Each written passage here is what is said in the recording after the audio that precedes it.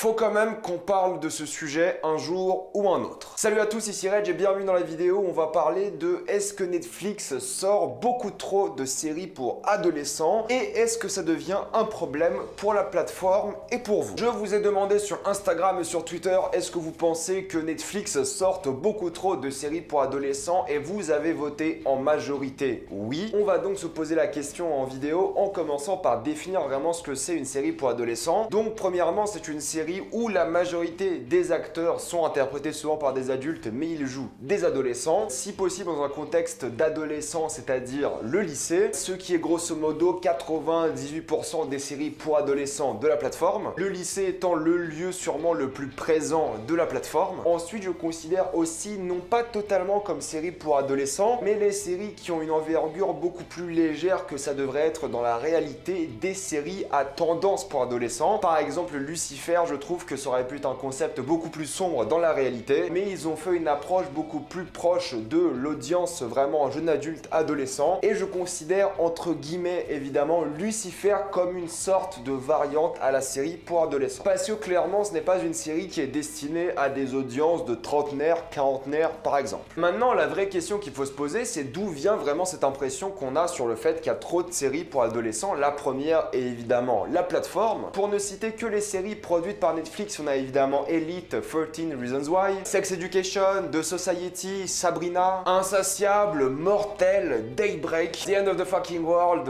Baby, The Rain, Ragnarok, The Politician, bref la liste est encore très longue. Mais ça, ce ne sont que les séries que Netflix produit et développe, mais de l'autre côté ils achètent aussi les droits de d'autres séries pour adolescents. On est sur du Riverdale, du 100, Teen Wolf, Skin, Arrow, Flash, etc.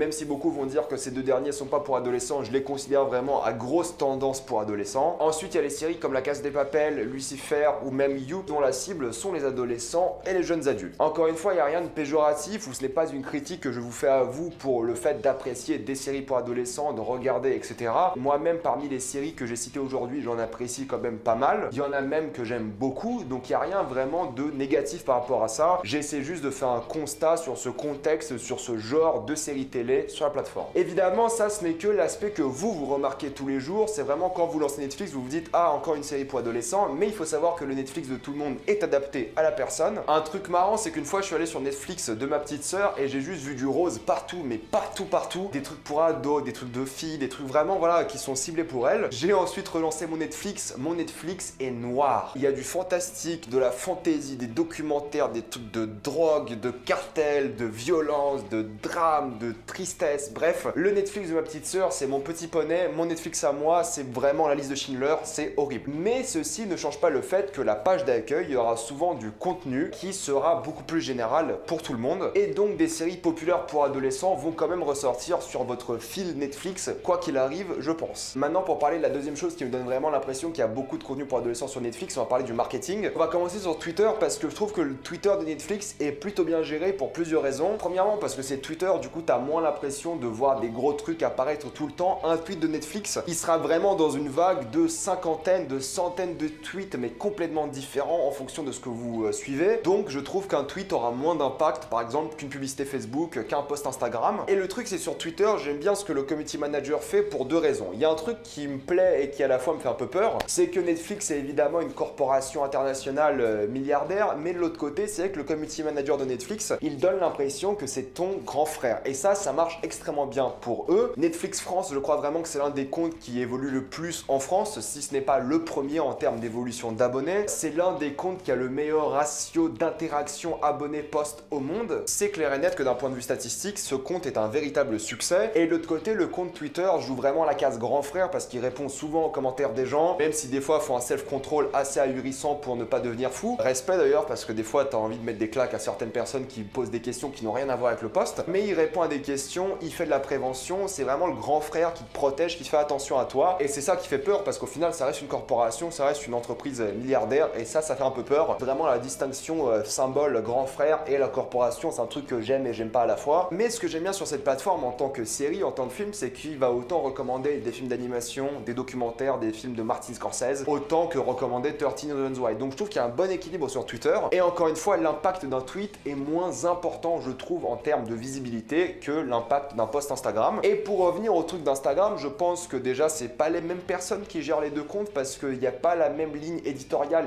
exactement, on va dire. Alors oui, les réponses sont un peu les mêmes, mais je trouve que Instagram, on est beaucoup plus concentré sur vraiment les adolescents, les jeunes adultes, parce qu'au fait, la majorité des fois que je lance une story Instagram, c'est ou des trucs pour adolescents, ou des fonds d'écran à la con, désolé, ou des vidéos d'interview ou de photos d'un adolescent ou d'un jeune adulte qui joue un adolescent. Vraiment, j'ai l'impression qu'Instagram, c'est le repère Netflix pour les séries pour adolescents, et des fois, de temps en temps, ils mettent un truc par rapport à une série dramatique, etc., pour faire comme la promotion de contenu. Mais encore une fois, un fil Instagram a beaucoup plus d'impact, je trouve, en tout cas pour moi, parce que j'ai pas énormément de follow sur Instagram. Je dois follow 350, 400 personnes sur mon compte privé et Netflix en fait partie. Du coup, quand je vois des photos de mes potes et d'un coup je m'en poste Instagram, en vrai, ça a la même valeur qu'une photo d'un pote. Parce que fatalement, ça prend la même place sur l'écran, je me sens plus impacté par ça. Sur Twitter, je dois avoir 50% des tweets de Netflix parce que je vois pas tout mon fil à chaque fois. Instagram, je regarde tout mon fil, je vois exactement tout ce qui se passe, donc ça a plus d'impact. Et en sachant que je regarde plus le Netflix d'Instagram, je vois beaucoup plus de choses en rapport avec les adolescents. Encore une fois, peut-être sur Twitter je dis des bêtises, peut-être sur Instagram je dis des bêtises, peut-être je dis des bêtises sur tout ce qui est statistique dans cette vidéo. Peut-être que si on regarde vraiment les statistiques de post Netflix pour adolescents, pour adultes, peut-être j'ai complètement tort, mais l'impression est plus importante que la réalité et ça c'est triste. Donc l'impression que j'ai sur Instagram, sur Netflix, c'est que je vois à majorité du temps des trucs pour adolescents, on va dire à 75%. Concernant Facebook, j'utilise plus du tout Facebook, donc je sais pas vraiment ce qui se passe niveau Netflix là-dessus. Concernant YouTube maintenant, c'est vrai que Netflix ne fait qu'une seule chose sur YouTube, c'est un répertoire de bandes annonces, d'interviews, etc.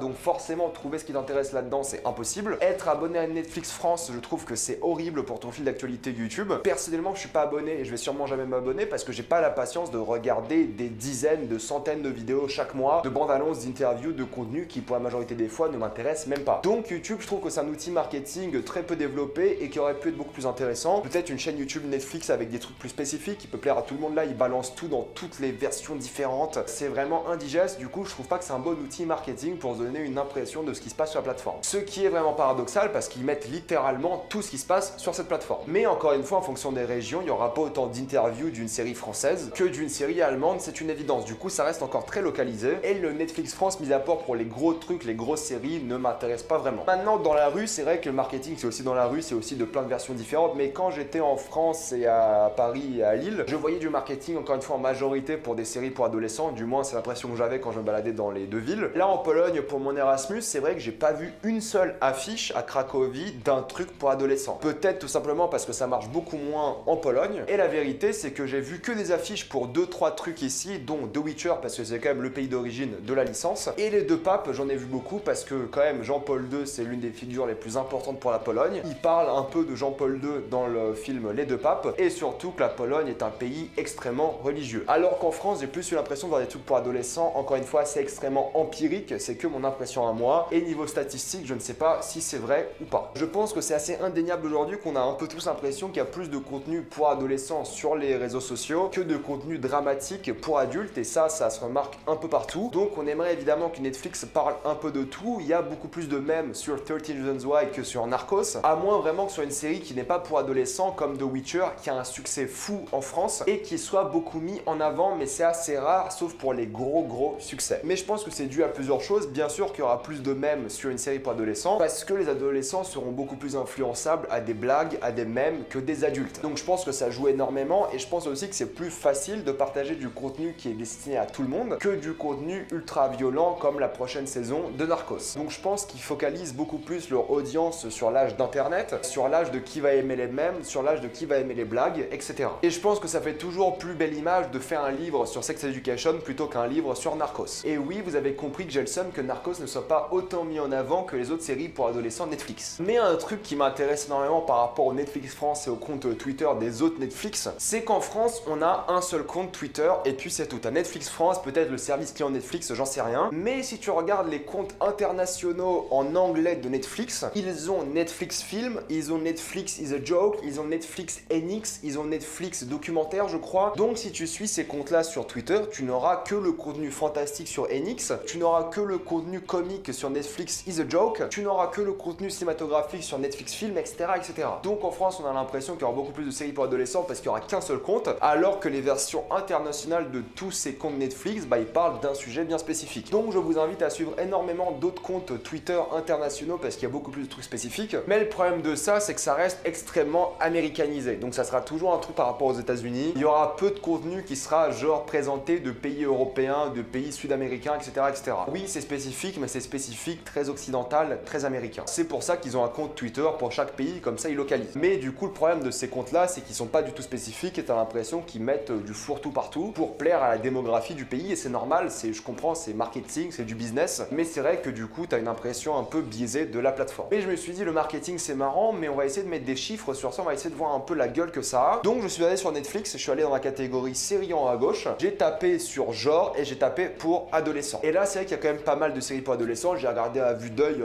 y en a un grand nombre. Et ensuite j'ai tapé genre série, genre action, et là c'est vrai qu'il y en a quand même beaucoup plus. Ensuite j'ai tapé épouvante, il y en a évidemment beaucoup moins, mais il y en a quand même. J'ai tapé comédie, là il y a un mélange de séries pour adolescents parce que la majorité sont des comédies, mais il y a quand même beaucoup de comédies qui sont pas pour adolescents, etc., etc. Donc mathématiquement, je pense qu'il y a beaucoup moins de séries pour adolescents que ce que l'on pense réellement. Maintenant, il faut se dire pourquoi est-ce que Netflix fait ça? Est-ce que ça fonctionne de une? S'ils font la promotion de contenu pour adolescents, c'est vraiment, il y a une audience pour, c'est que ça doit fonctionner, mais en réalité, si on compare le top 10 des séries les plus regardées en France en 2019, il n'y a pas vraiment de grosses séries pour adolescents. Il y a des séries populaires, mais c'est pas vraiment des séries pour ados, du coup, c'est même pas le top 10 des séries les plus regardées en France. Et d'un autre côté, vu que c'est des adolescents qui regardent, ce sera sûrement des gens qui vont demander un abonnement à leurs parents pour regarder leur série, parce que ça fonctionne sur cette audience vraiment adolescente. Donc c'est pour ça qu'ils continuent. Ils ont forcément des chiffres qui disent ah ça fonctionne, on continue de faire ça, il n'y a pas de souci. Et ensuite la réalité du truc c'est qu'une série pour adolescents ça coûte rien du tout. Faire une série de Witcher qui coûte 10 millions par épisode, comparé à faire une série comme 13 Reasons Why, je connais pas le budget de la série 13 Reasons Why, mais ça m'étonnerait que ce soit autant que The Witcher. Et si c'est autant que The Witcher, eh bien 13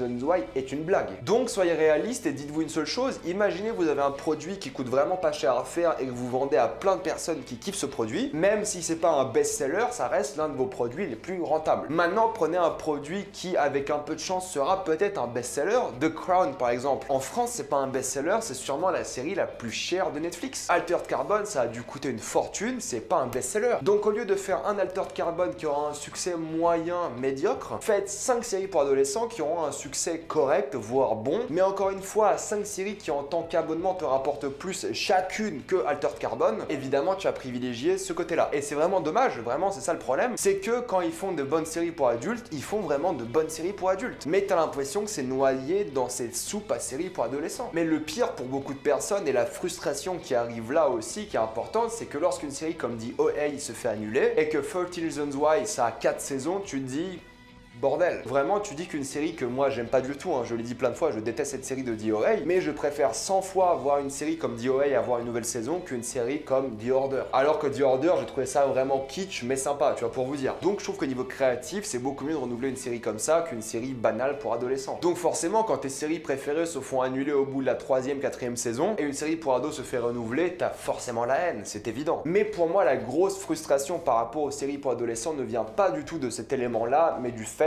d'avoir un concept fort et intéressant et d'en faire une série pour adolescents. Je déteste ça. Et le truc, c'est que Netflix, c'est pas HBO. Niveau série pour adolescents, ils en font des très bonnes comme Sex Education que moi j'adore, mais ça reste des thématiques légères, des thématiques importantes, socialement importantes je trouve, et même personnellement importantes, mais c'est pas Euphoria, c'est pas une série dramatique, triste, qui parle de choses sérieuses pour adolescents, c'est pas HBO, c'est ça le problème. Encore, on aurait eu une série pour adolescents extrêmement sombre, sérieuse, qui parle de dépression, de drogue, de trucs, Euphoria quoi, mais non, nous on a Elite. Pourquoi? Parce que Elite ça marche peut-être, je pense, mieux que Euphoria. En Europe en tout cas, je pense que Elite a un plus gros succès que Euphoria. Donc ce qui me dérange, que mis à part quelques séries un peu particulières, les thématiques abordées dans les séries pour adolescents, c'est pour adolescents. Les séries pour adolescents restent quand même thématiquement très peu développées. C'est presque du second degré. Et lorsque ça parle de dépression dans une série pour adolescents, tu prends ça très peu au sérieux parce que c'est pas dramatique, c'est peut-être même trop mélodramatique. Et quand un truc est mélodramatique, t'as du mal à le prendre au sérieux. Donc thématiquement, les séries pour adolescents ne valent évidemment pas une série pour adultes. De manière générale, en tant que créativité, ça n'apporte pas grand chose. Et c'est ça qui est dommage. Mais le truc qui me rend le plus fou, le truc qui me frustre d'une manière incroyable, c'est quand Netflix annonce une une nouvelle série, un concept intéressant comme la mythologie nordique et qu'ils en font une série pour adolescents, ça me rend fou. Voir une série comme The Rain, une série comme Daybreak ou The Order qui aurait pu être dramatique et bien exploitée avec des adultes, on a quoi? On a des séries pour adolescents. Et le pire, c'est que la série sur la mythologie grecque qui va s'appeler Chaos, ça sera à tous les coups une série pour adolescents. Je préfère 1000 fois avoir une série de 4 épisodes, de 6 épisodes, peu importe, avec un budget de 10 millions par épisode, qui me raconte à chaque fois une histoire de la mythologie grecque, plutôt que me goinfrer de 3-4 saisons de merde, ou même d'une série qui est vraiment bien, mais avec des adolescents qui parlent de la mythologie grecque, ça me fait chier. J'aimerais voir une série sur la mythologie grecque avec des adultes, avec des monstres de la mythologie, avec des histoires de la mythologie, avec des décors de la mythologie, une série historique fantastique, j'aurais adoré. Là, à l'heure où je fais la vidéo, j'ai pas encore vu la série Ragnarok. La vidéo sortira sûrement après, mais je pense que Ragnarok, c'est une série pour adolescents. Et j'aurais kiffé une série sur la mythologie nordique, avec des adultes, avec des vikings, tu vois, j'en sais rien, un truc comme ça, quoi. Avec des créatures, avec de la mythologie, avec de l'imagerie forte, du symbolisme. Là, ça sera pour adolescents et ça me fait chier. Donc, je vais conclure sur ça, c'est que pour moi, oui, on a l'impression qu'il y a beaucoup trop de séries pour adolescents, même si dans la réalité, ce n'est pas du tout le cas. Je pense que s'il faut apprécier Netflix et éviter les séries pour adolescents, il faut fouiller un peu plus sur Netflix parce qu'il y a du très bon contenu. Mais c'est vrai que le marketing de Netflix, du moins en Europe et en France, n'aide pas au fait de trouver des trucs qui nous intéressent énormément. Moi, ça va parce que j'aime bien fouiller, j'aime bien trouver des trucs que j'aime bien. Mais pour les gens qui n'aiment pas trop fouiller, qui savent jamais quoi regarder, forcément, ça n'aide pas. Et je trouve que c'est du gâchis d'annuler des séries que du potentiel, même si elles sont pas financièrement profitables, et renouveler des séries pour adolescents qui font plus d'abonnements. Vraiment, je trouve que créativement, c'est dommage. Et ruiner tous ces concepts intéressants en faisant des séries pour ados, encore une fois, je trouve que c'est une vaste blague et que c'est extrêmement dommage. Voilà, c'était un peu ma vidéo, c'était un peu mon avis là-dessus. Mettez-moi dans les commentaires ce que vous pensez. Est-ce qu'il y a trop de séries pour adolescents sur Netflix? Et quelle est votre impression sur ce sujet-là? Mettez-moi tout ça dans les commentaires. Comme d'habitude, pensez à vous abonner à la chaîne pour plus de vidéos. Mettez un j'aime et partagez cette vidéo, ça aide beaucoup la chaîne. Si vous aimez la chaîne, pensez à la soutenir gratuitement grâce au lien Utip ou en faisant un don ou en regardant une petite publicité. Suivez-moi sur Instagram pour des critiques exclusives. Suivez-moi sur Twitter pour toutes les news et salut à tous.